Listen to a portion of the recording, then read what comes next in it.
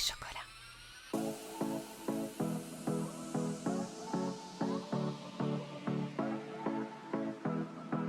Bonjour et bienvenue dans Santé et Chocolat, le podcast qui sème les graines d'une vie plus saine tout en gourmandise, où j'aborderai avec vous la nutrition selon une approche métabolique et holistique. Je suis Céline Faustin, diététicienne nutritionniste depuis 2005, spécialisée dans le rééquilibrage alimentaire avec des notions de psychonutrition et de micronutrition. Derrière chaque épisode se cache un peu de mon parcours, mon histoire avec la nutrition, mais aussi beaucoup d'expériences vécues auprès de mes patients. La compréhension du fonctionnement de votre métabolisme est une notion essentielle à mes yeux et je vous le partage ici dans ce podcast. D'ailleurs, j'aborderai les thématiques comme la perte de poids, la productivité, la prévention santé, le sucre, des sujets qui me passionnent et qui sont la base de mes accompagnements. Seule ou avec des invités, je vous partagerai mes conseils simples et applicables instantanément dans votre quotidien. En toute sérénité, vous allez acquérir les connaissances dont vous avez besoin pour vous permettre de vous sentir bien dans votre corps, votre esprit et votre assiette. Installez-vous confortablement, prenez votre boisson préférée et un petit carnet. Je vous souhaite la bienvenue et une belle écoute.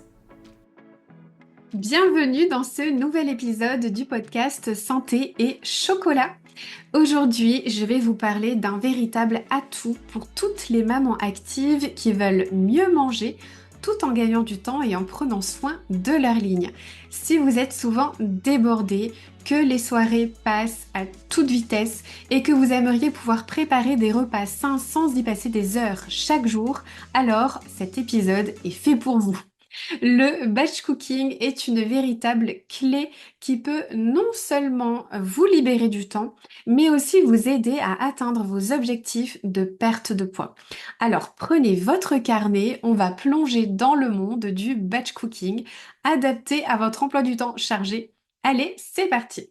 Je suis ravie en fait de partager avec vous mes astuces et mes conseils pratiques pour simplifier votre vie en cuisine tout en adoptant une approche saine et équilibrée.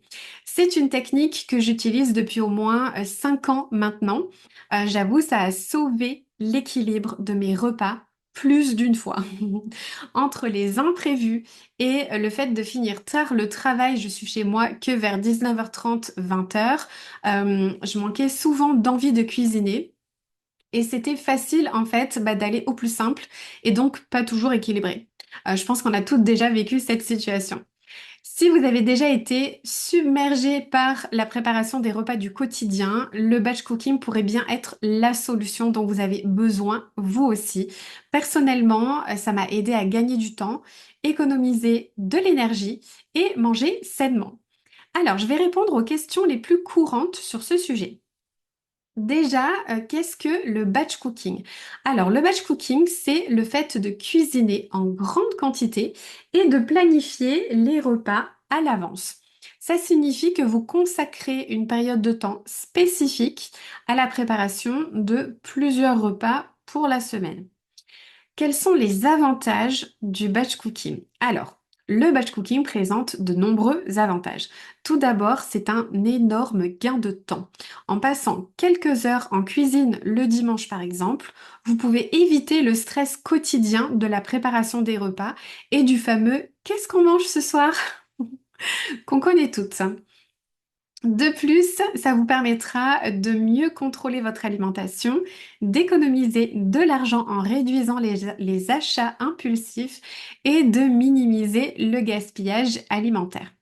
Alors, comment planifier un menu en batch cooking?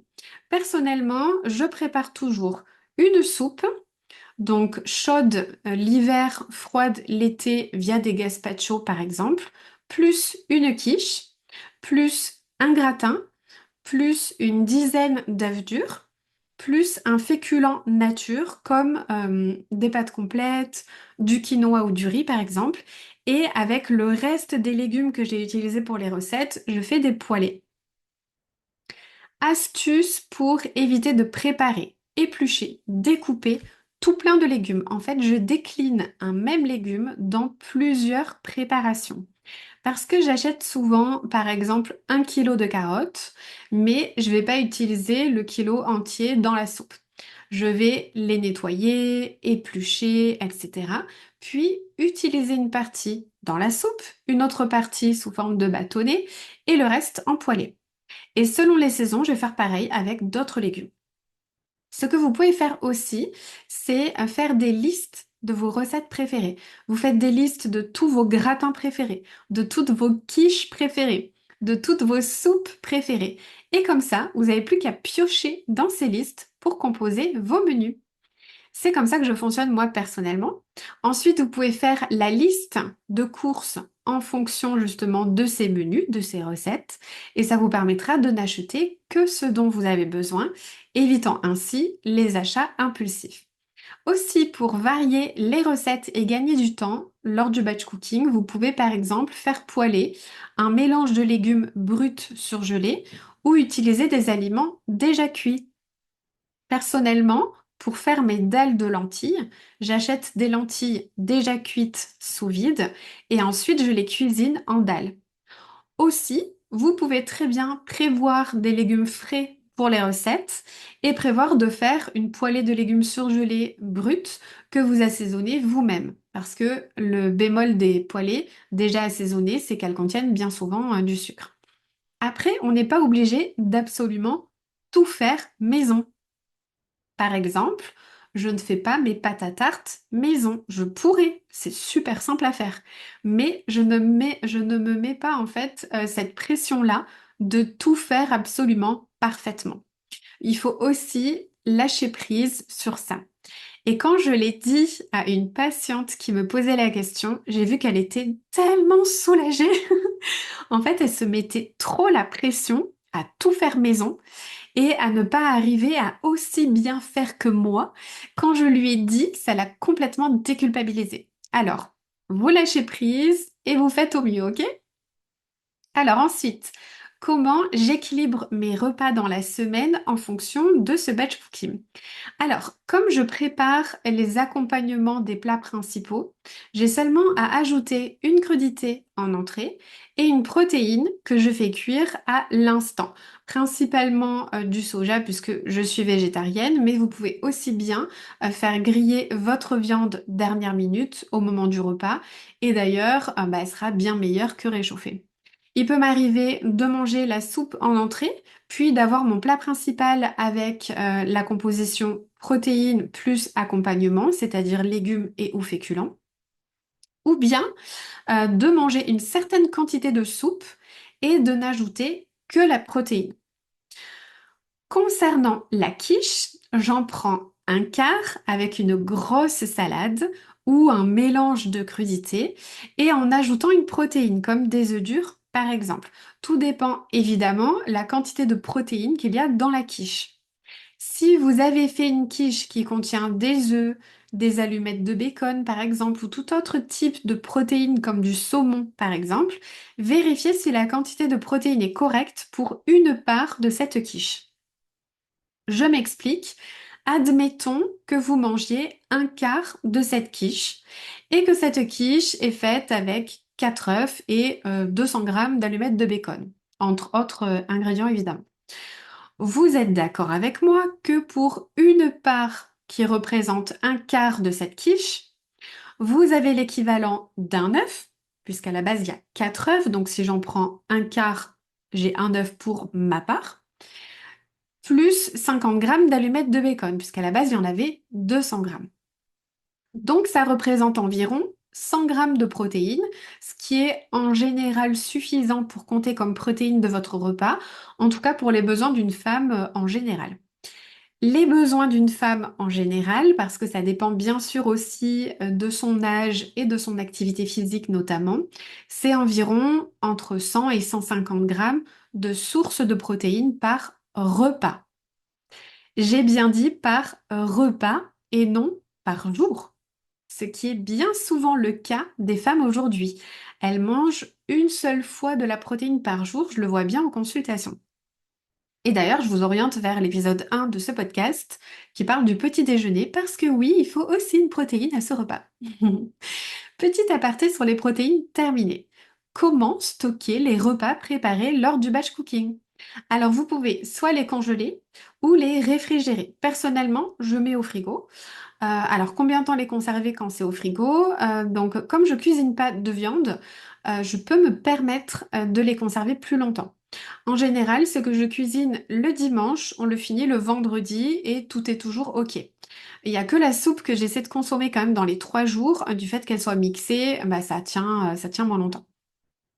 Donc, si vous cuisinez avec de la viande ou non, le temps de conservation sera du coup différent. Avec viande, je dirais qu'il faut le consommer dans les 2-3 jours, pas plus. Et si c'est de la viande hachée, dans les 24 heures. En tout cas, pour une meilleure conservation, je vous conseille de laisser complètement refroidir avant de fermer ou de recouvrir. Petite astuce pour les légumes crus, je mets toujours une feuille de sopalin en dessous des crudités, c'est-à-dire au fond du tupperware.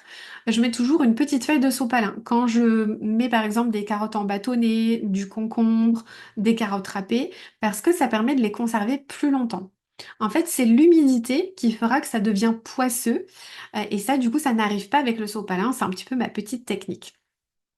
Alors, des conseils pour rester motivé dans le batch cooking. La motivation peut parfois faire défaut parce qu'on n'a pas toujours envie de passer son dimanche matin à cuisiner et moi la première, mais c'est un tel confort en fait d'arriver le soir après la journée de boulot et d'avoir juste à réchauffer. Franchement, ça n'a pas de prix. C'est énorme en termes de gain de temps et d'énergie. Ce que vous pouvez faire, c'est varier vos recettes pour éviter de vous lasser, notamment en fonction des saisons. Trouver de nouvelles recettes, ça peut vous motiver à les cuisiner parce que ce sera nouveau et parce que vous aurez envie d'y goûter. Vous pouvez aussi impliquer toute la famille dans la préparation des repas. Les enfants, selon leur âge, peuvent vous aider à découper les légumes ou alors vous pouvez vous poser à un moment du week-end pour demander à tout le monde ce qu'il a envie de manger et du coup ça peut vous donner des idées de menus. Le meilleur conseil que je donnerais pour rester motivé à pratiquer le batch cooking, c'est de se rappeler pourquoi on le fait. Gagner du temps, diminuer le stress des repas quotidiens, garder une alimentation équilibrée, ce sont des bénéfices qui vont considérablement alléger votre charge mentale. Vous pouvez aussi créer une routine que vous appréciez. Par exemple, mettre de la musique, écouter un podcast ou une émission, faire participer les enfants ou varier les recettes pour que ça reste en fait un moment agréable. Et savoir que vous vous facilitez la semaine à venir, c'est une motivation très puissante, je trouve. Si votre pourquoi est de vouloir équilibrer votre alimentation, éviter les tentations, c'est une super motivation aussi. En préparant à l'avance, on sait exactement ce que l'on mange. On peut même prévoir nos menus de la semaine en fonction de ce qu'on aura cuisiné. Et du coup, on évite d'être tenté par le fast-food du coin parce qu'on n'a rien à manger dans le frigo ou qu'on a la flemme de se préparer à manger. Je pense qu'on a toutes connu ça. Aussi, conseil ultime, de prévoir un créneau de temps toujours au même moment pour que ça devienne une habitude dans votre semaine. Prévoyez toujours le même créneau de temps. Voilà, vous connaissez maintenant mes conseils pour batch cooker. On a vu comment cette méthode peut vous aider à gagner du temps, à mieux gérer vos repas et à garder une alimentation saine et équilibrée, même avec un emploi du temps chargé. Entre les soupes, quiches, gratins, vous pouvez préparer vos repas à l'avance, limiter le stress quotidien et même faire des économies autant d'argent que d'énergie. Et surtout, n'oubliez pas, lâchez prise, faites au mieux et adaptez selon vos envies et vos besoins. Pour ma part, du coup, je vous retrouverai avec grand plaisir dans un prochain épisode. En attendant, si l'épisode du jour vous a plu, s'il vous a inspiré et motivé à prendre soin de vous dans votre quotidien, n'hésitez pas à le partager autour de vous, ainsi qu'à laisser une jolie note et un avis si vous souhaitez soutenir le podcast. À très vite!